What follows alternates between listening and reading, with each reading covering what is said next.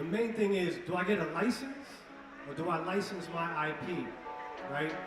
And there's a lot of benefits for both. To get a license though, you can't even actually do right now.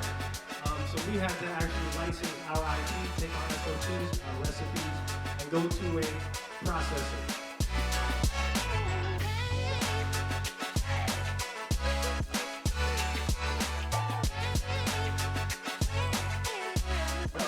Can I get a year? What's happening, everybody? So, I'm a white Mike, obviously, chef for hire. I'm gonna talk really quick about legacy to legal. One thing I want to say is it's not easy. This is a volatile industry. Pretty much every market is wild right now, and it's not a direct path to success, and there's not even a lot of success stories. But I don't want that to hinder what we're trying to do right now. The main thing is, do I get a license or do I license my IP, right? And there's a lot of benefits for both. To get a license though, we can't even actually do right now. So we had to actually license our IP, take our SOPs, our recipes, and go to a processor. So I got notes, y'all, I can't remember all this, we smoke a little bit. So we made a decision about 10 years ago to plant our flag here in New York. So we created Chef for Hire to launch in this state. Although there was many other states we could have gone to, we felt being a culinary brand and being from New York, well, 30 years I've been here, why not launch out of the greatest city in the world, the capital of the world, which is also a culinary state and a culinary city, where we felt we could really make some noise. So we started doing events, showcasing our products. We started a supper club in August 2015 that ran up until the pandemic, 56 months in a row. And by doing that, we created a lot of brand awareness. So we needed a product, we need something, and we all need something that either solves a problem or fills a niche. Like, you need a way to stand out. And by us having a product that stood out, being a culinary brand, and doing all these events, we created a lot of awareness so that a manufacturer actually sought us out. We didn't even have to go to anybody, beg anybody. We had to actually interview different processors that we wanted to work with. And by doing that, we were able to, negotiate a pretty good deal, have something we're actually happy with.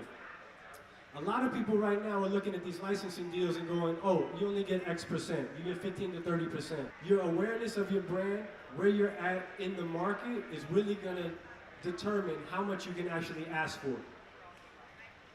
And if you actually go get a license, you got a lot of overhead to think about. Like, I'm sure there's not many people in this audience that raised $1 million, that have, purchased a ton of equipment to go to produce the products they want to make, and carry that kind of overhead, staff, insurance, and everything else.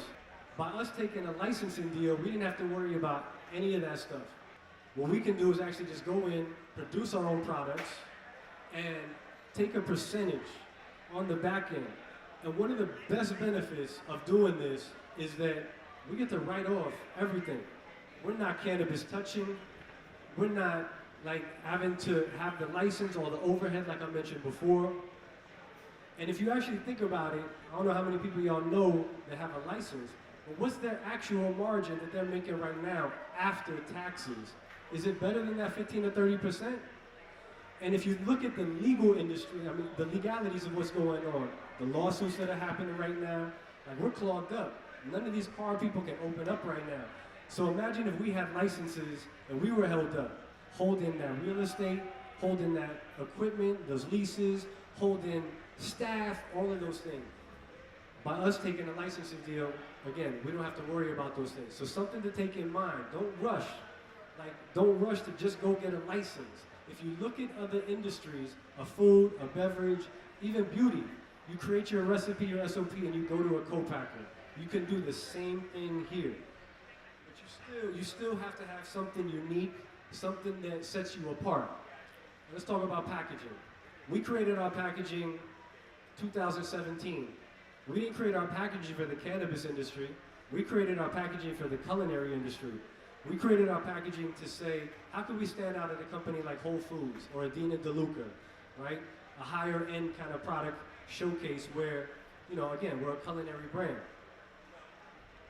And we would be recognized. And if you go and see our products in the stores right now, our packaging definitely stands out. It's also educational.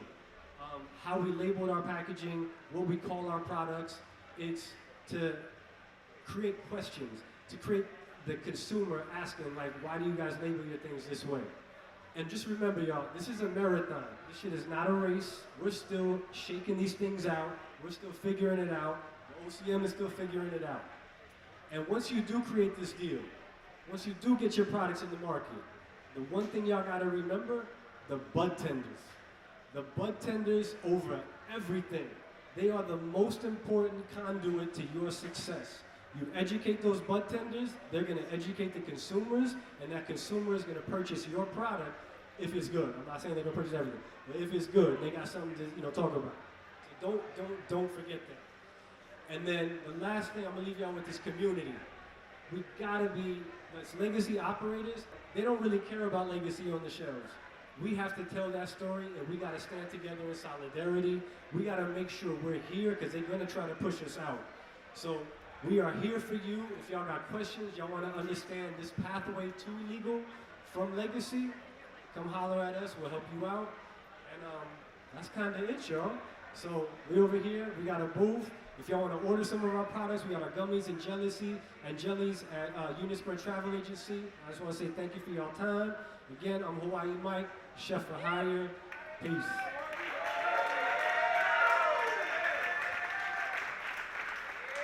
Yo, let's give it up for Hawaii Mike one more time.